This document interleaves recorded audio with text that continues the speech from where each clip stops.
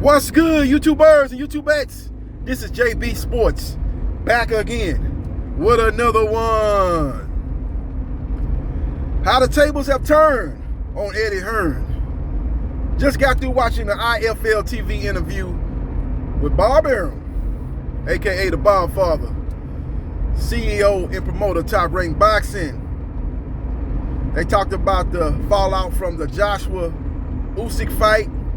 They talked about Wilder versus Fury and the winner possibly taking on the #1 contender in the WBC, Dillian White.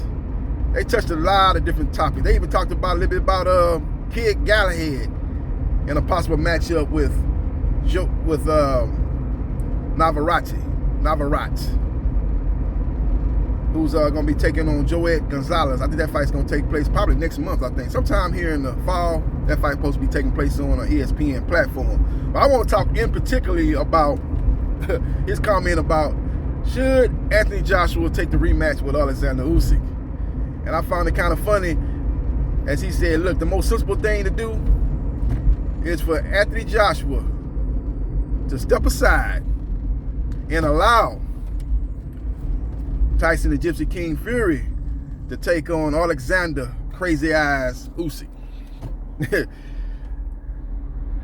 How the tables have turned on Eddie Hearn. You remember people like AJ fanboys and Eddie Hearn worshipers was telling Deontay Wilder to step aside so they could see Tyson Fury take on Anthony Joshua for undisputed. Now,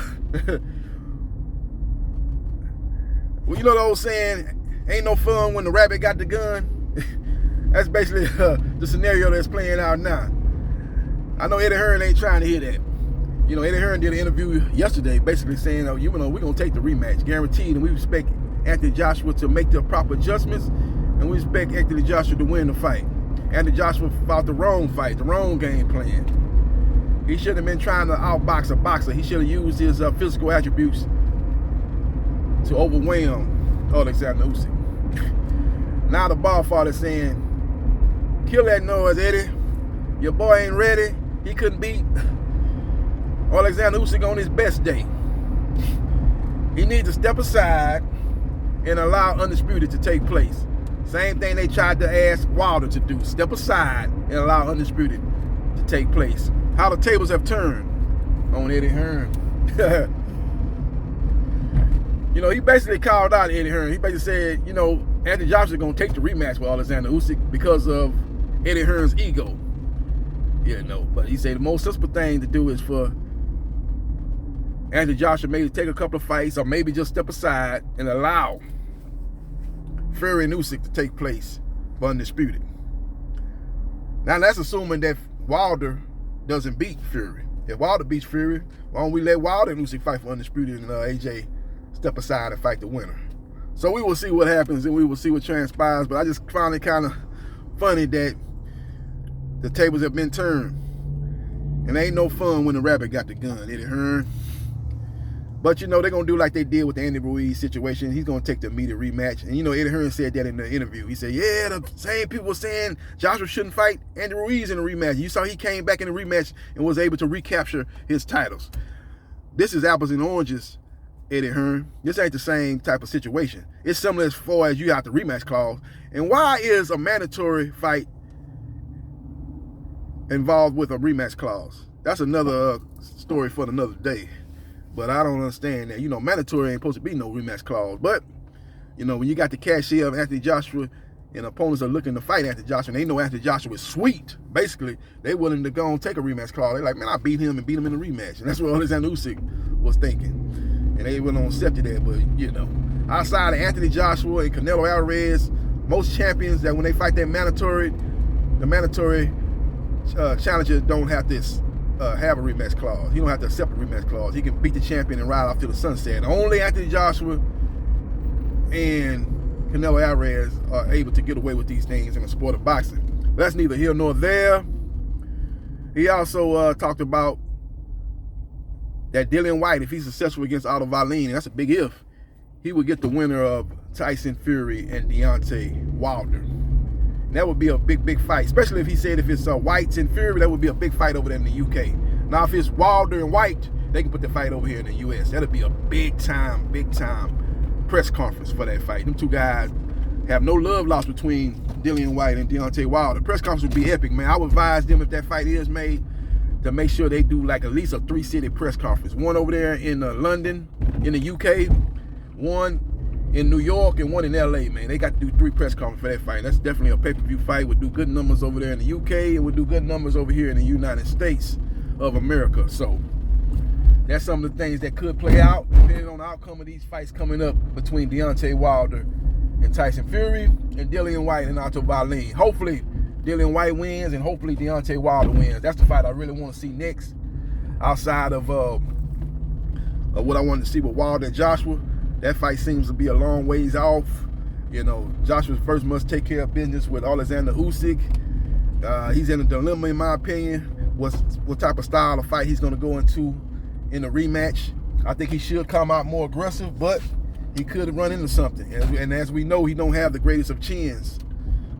So he could get caught and get up out of there earlier, being over aggressive. So he's got to make that decision with him and his team. I advise him probably to look at bringing in another trainer, bringing in somebody onto the team. I'm not saying get rid of McCracken, because McCracken brought you to this point, so he has done more good than bad. But I think you need to bring in another trainer, because I think you need to fight aggressive / discipline style in the rematch. That's gonna be your blueprint in a rematch to have a chance to defeat Alexander Usyk. But again, I find it funny that Bob Arum basically, like I said, it's no love lost between. Speaking of no love lost, it ain't no love lost between Bob Arum and Eddie Hearn. But it seems like Eddie Hearn is still willing to work with Bob Arum on fights. But you hear the PBC, they haven't said really one bad word about Eddie Hearn, but he seems to have some kind of plex with the PBC. He went in on Deontay Wilder in that IFL interview, basically said he's outside the top 4 in the heavyweight division, that he rates Alexander Usyk, Tyson Fury, and Anthony Joshua, and Dillian White ahead of Deontay Wilder. Dillian White has not even won a belt yet. Dillian White got knocked out and put to sleep like Alexander Usyk had gave him some NyQuil in the first fight. He came back and avenged that and won the second fight and knocked out Alexander Usyk, but he has not fought the caliber of fighters that Deontay Wilder has fought. He ain't fought no Luis Ortiz. He could have fought him. He ain't fought Tyson Fury. He fought Anthony Joshua before Anthony Joshua had a belt and got knocked out in dramatic fashion.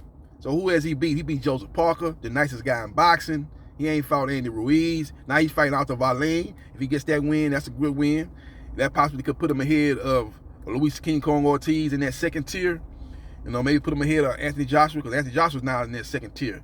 Like I told you in several interviews, that the heavyweight division is 3 deep, and that still holds weight till this day, as Anthony Joshua has fallen out of that top 3, and you put Alexander in that top 3 alongside of Tyson Fury and Deontay Wilder. So we will see what happens, and we will see what transpires, but Eddie Hearn is not trying to hear it.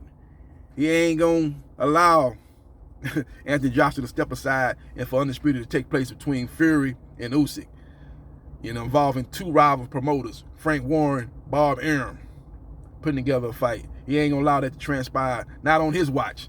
He's gonna push forward with Anthony Joshua versus Alexander Usyk. You can best believe that, and we will see what happens, and we will see what transpires. Let me know your thoughts about the Bob Arum and his proposal to Eddie Hearn, saying the sensible thing to do, the prudent thing to do, is for you to tell Anthony Joshua to step aside, because you can tell him what to do, because he got a slave contract with you, a career-long slave contract. You know, Eddie Hearn like to say, well, it's up to AJ. I work for AJ. No. I ain't never heard AJ call out no fighter and the fight get made. It's always what Eddie Hearn is saying AJ gonna do, who he's gonna fight next. You notice that? So they let me know that they got all the power. They are the shot callers in that regard.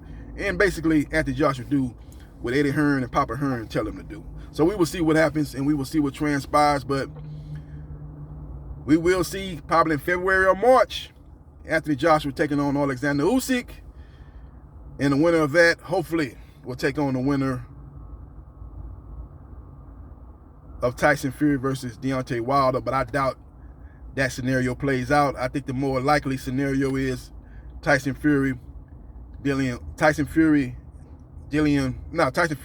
Wilder winner takes on the Dillian White, Otto Wallin winner.